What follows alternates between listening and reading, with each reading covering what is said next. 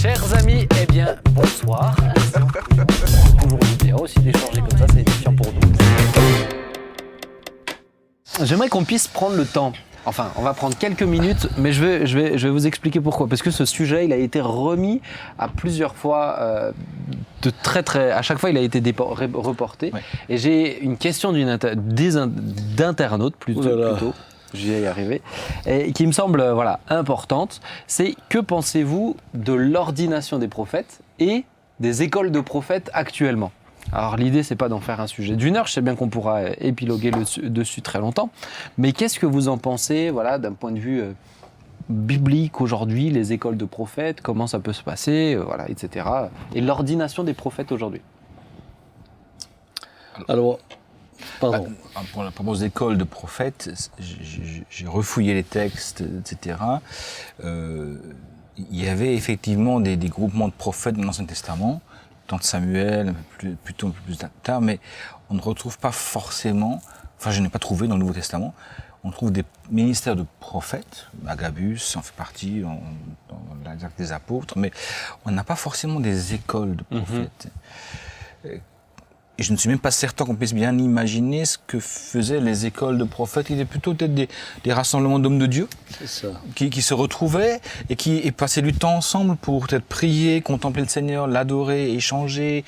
Il y avait entre guillemets des grands frères, des Samuel qui étaient avec eux et qui avaient, je pense aussi, une volonté vraiment de revitaliser spirituellement le pays en allant de lieu en lieu. Ouais. Mais c'était, à mon sens, plutôt des hommes de Dieu qui se retrouvaient, on dirait ça aujourd'hui, des hommes de Dieu se retrouvent et qui passent du temps ensemble, qui s'encouragent mutuellement, qui échangent des pratiques, qui contemplent le Seigneur, qui l'adorent, un peu comme dans le texte d'Actes des Apôtres où ils servaient le Seigneur. Les cinq personnages d'Antioche servaient le Seigneur pendant le temps. Mais donc des prophètes, des écoles aujourd'hui, on apprend à devenir prophète. Alors moi, ça me semble un peu, déjà rien que le terme école me semble un peu complexe par rapport au fait que le prophète, c'est d'abord un homme qui est donné en tant que don par Dieu et en tant que ministère aux églises. Et ensuite, ce qu'il exerce, c'est un don spirituel. Donc c'est pas une carrière qu'on choisit, quoi. Non, et puis un don spirituel, vous ne l'apprenez pas. Vous pouvez apprendre à fonctionner avec le don spirituel, comme le disait. Le fait d'avoir de fonctionner avec des anciens vous permet d'affiner ce que vous avez reçu, mais c'est un don. C'est quelque chose que Dieu dépose en vous, vous n'allez pas apprendre. Et je pense qu'il y a d'ailleurs un certain risque. Moi, j'étais un jour confronté à un responsable d'école de prophètes. Et je lui dis, mais explique-moi un peu ce que vous faites dans cette école de prophètes. Et il me dit, tiens, je vais te donner un exemple. Par exemple, je prends une paire de chaussures, je la noue ensemble, et là, je demande à tous ceux qui sont là, qu'est-ce que ça vous inspire ? J'ai dit, mais ça, c'est pas de la prophétie, ça, c'est développer l'imagination. Ça, c'est développer l'imagination. Mais il t'a expliqué un petit peu le parcours dedans, ou qu'est-ce qui est... Non, ce qui était clair, c'est qu'il cherchait à développer chez les personnes leur capacité d'interpréter ce qu'ils voyaient aussi. Ouais. Mais je trouvais que c'était très limite parce que lorsque quelqu'un reçoit le don, s'il reçoit par exemple une vision, il reçoit aussi l'interprétation de cette vision. Ah, c'était la force de Daniel. C'était la force de Joseph. Oui. Et ils avaient l'interprétation qui allait avec. Donc, on ne retrouve pas ce modèle dans le Nouveau Testament. Ceci dit, le ministère de prophète est un des 5 ministères que l'on retrouve cité par Paul.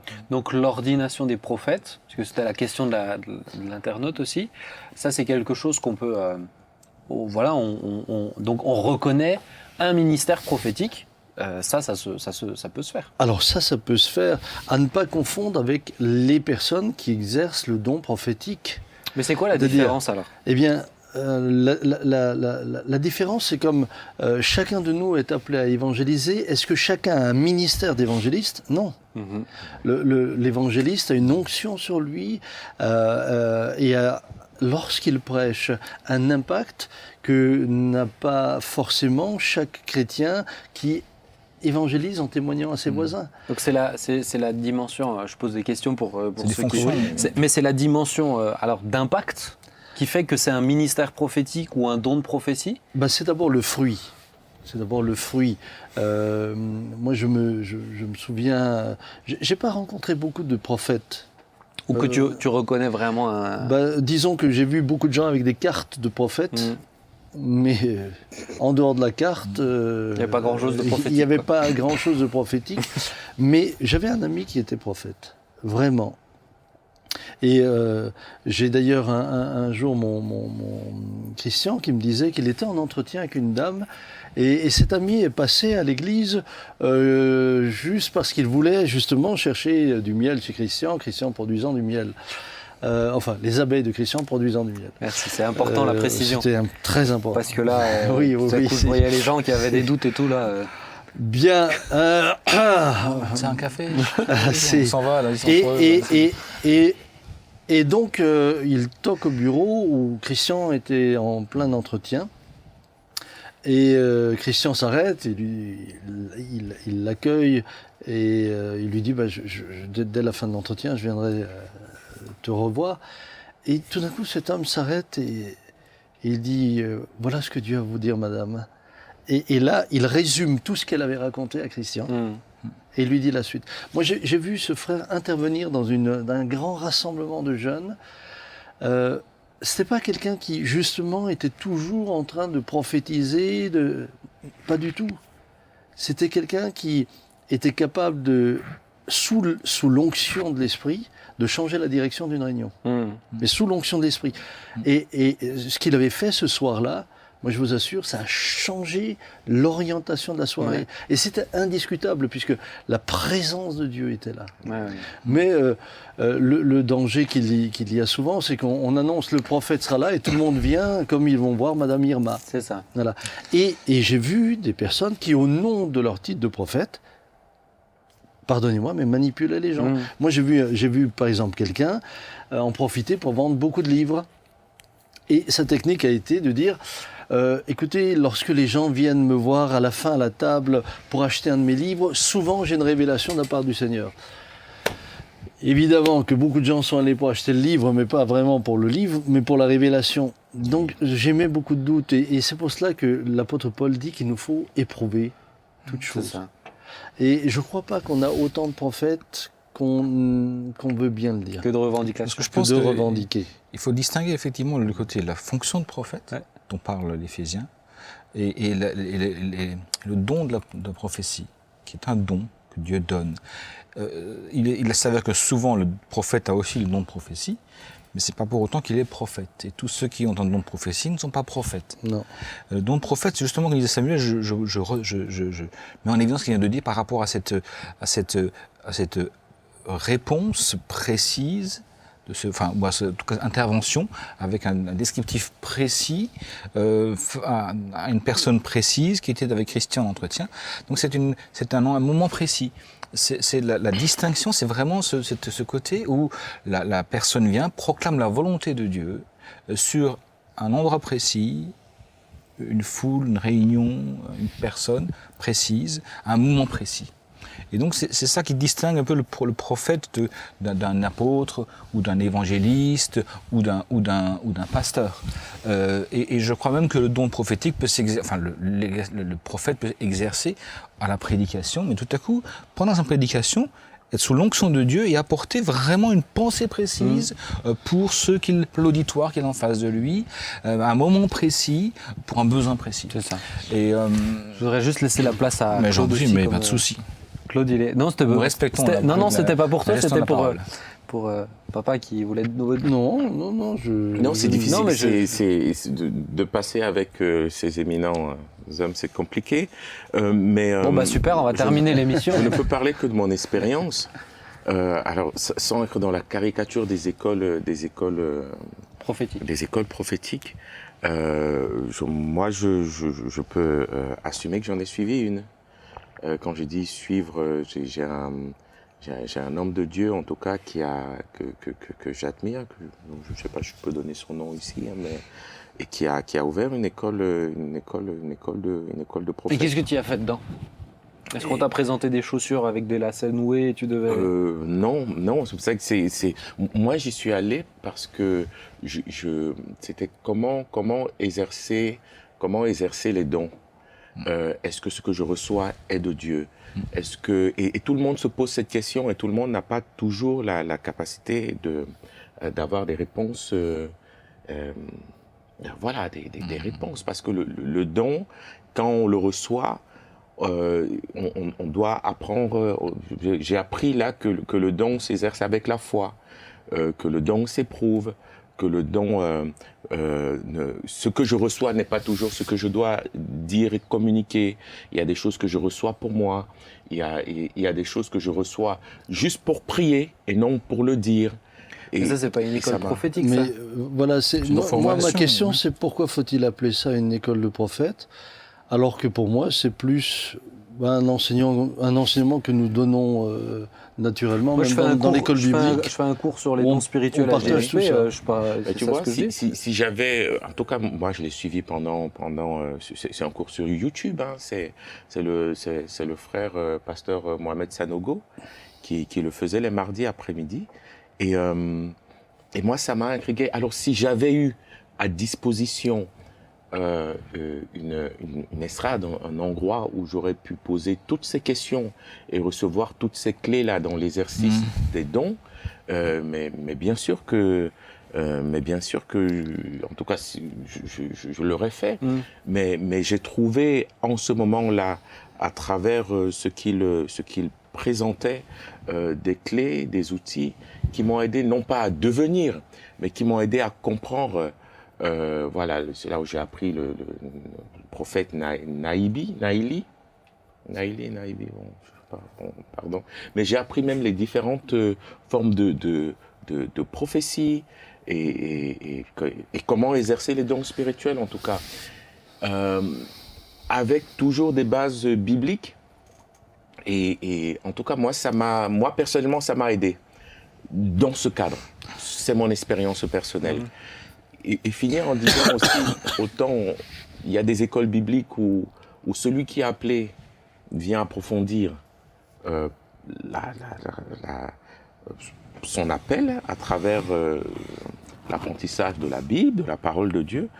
Et je pense que plusieurs frères et sœurs, des fois, au-delà du don qu'ils ont reçu, ne trouvent pas une dimension, un tutorat, on peut dire ça, où ils peuvent comme ça poser des questions, comprendre, saisir et juste manifester leur don. Alors, est-ce que je suis prophète? Non, je ne sais pas, je ne peux pas le dire comme ça.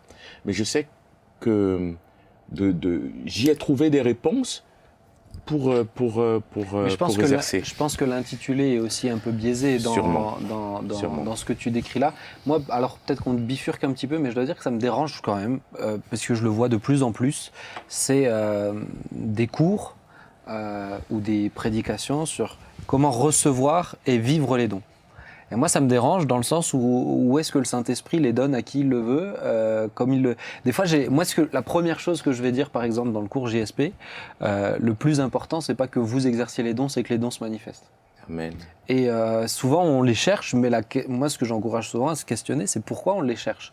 Est-ce que c'est parce que c'est cool, c'est classe, ou est-ce que mon premier souci, ça a été, Seigneur, mais vraiment que les dons se manifestent encore dans l'Église, des fois j'ai l'impression que c'est presque des méthodes pour les vivre et l'impression de, je vais pas donner de nom, mais un endroit où une école, du coup, pour le coup, une école biblique où dedans il y a toute une dimension prophétique dedans et on pousse en fait, on force les choses et en forçant, par exemple, il y a un cursus.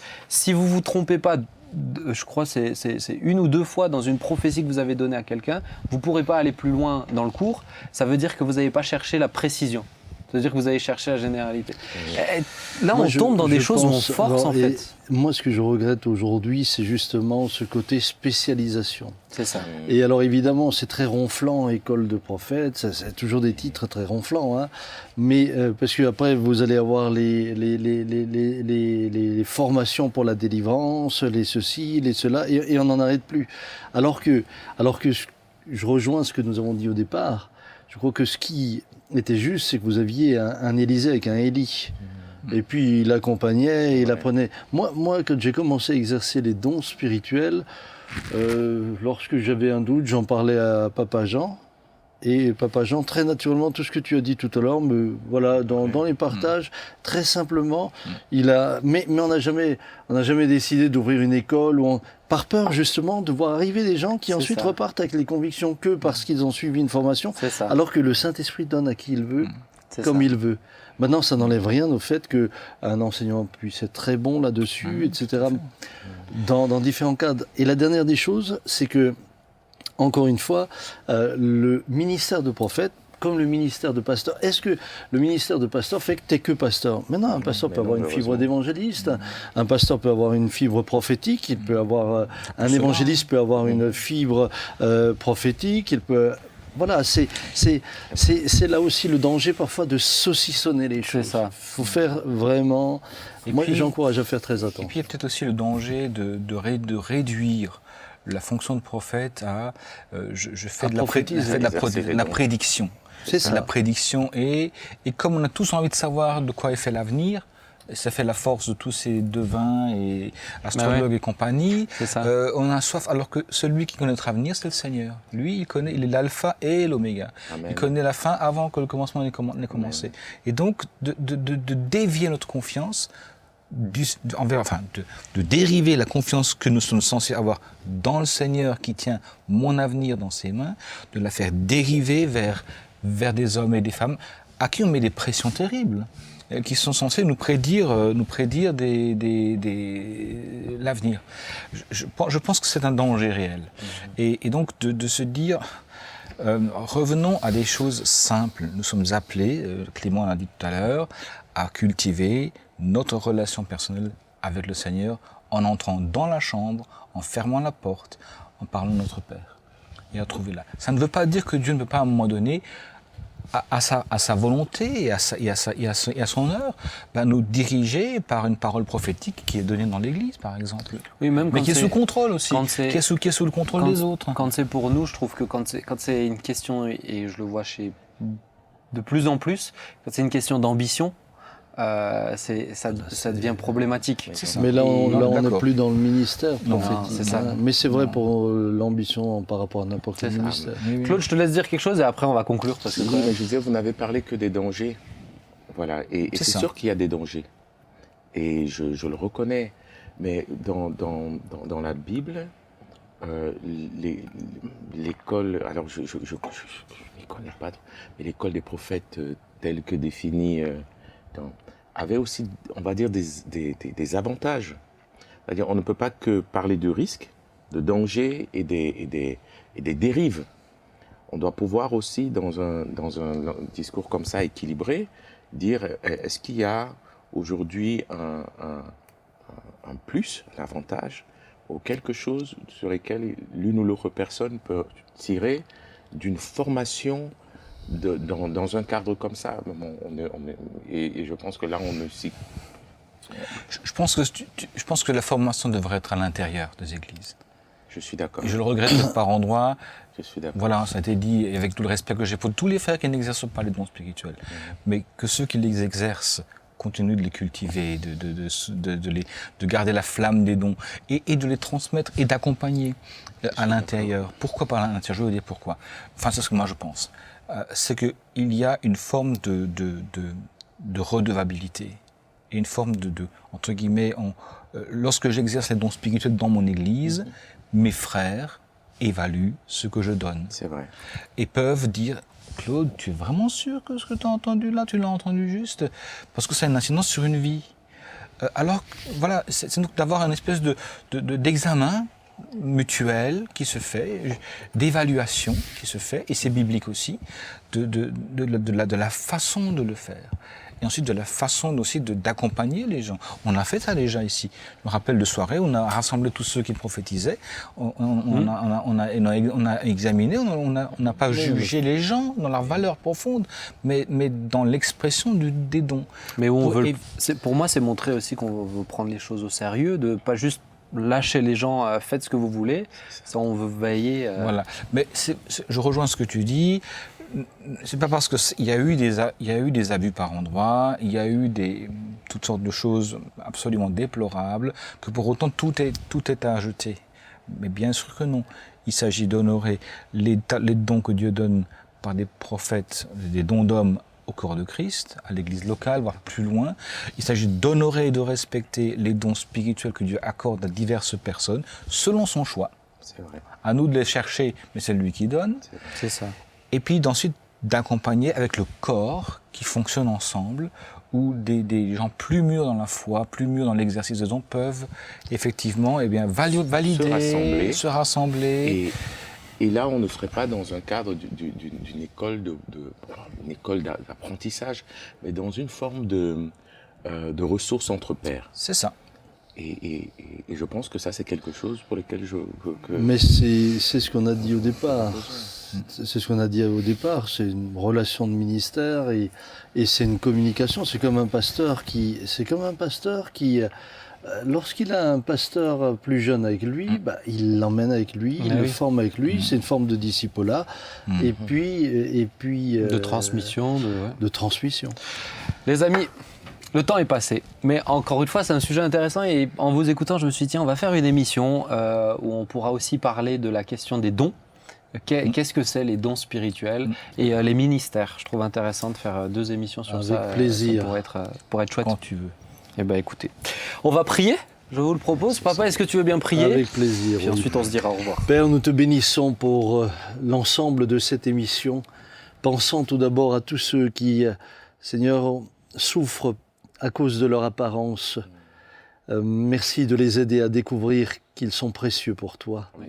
Et que tu les aimes et que tu les as créés tels qu'ils sont pour qu'ils puissent s'épanouir tels qu'ils sont. Merci de les encourager. Merci aussi pour, Seigneur, le CNEF et surtout le fondement qui a donné naissance à cette représentation des évangéliques. Merci pour ce temps de pardon qui avait eu lieu et aujourd'hui cette communion fraternelle. Je veux te louer et te demander que de cela peut naître tout un mouvement de réveil aussi sur tout ce pays. Ouais. Et je prie aussi pour tous ceux qui se posent des questions au sujet des dons spirituels. Nous te bénissons pour les ministères que tu donnes à l'Église, que ce soit celui de prophète, que ce soit celui de pasteur, d'évangéliste, de docteur, Seigneur, d'apôtre. Merci pour les dons que tu donnes à l'Église pour qu'elle puisse s'édifier et se construire. Et nous te demandons aussi de donner beaucoup de sagesse et Saint-Esprit, nous te faisons confiance parce que tu donnes à qui tu veux, comme tu le veux. Et nous te louons pour cela. Merci pour également tous ceux qui nous ont suivis, qu'ils soient bénis et gardés. Amen. Amen. Amen. Eh bien, merci à vous 3, chers confrères. Merci à toi. Je vous dis rendez-vous vendredi prochain pour une nouvelle émission. On s'y retrouve. Vous voyez, il y a vraiment du contenu, donc peut-être écoutez-la en 2, 3 fois. Mais n'hésitez pas aussi si vous avez des questions. On essaye de les traiter. Mais si vous avez des questions, n'hésitez pas à me les proposer et on verra si elles sont bonnes. Non, je vous embête. On les prendra avec joie. Que Dieu vous bénisse. Rendez-vous vendredi prochain. À bientôt.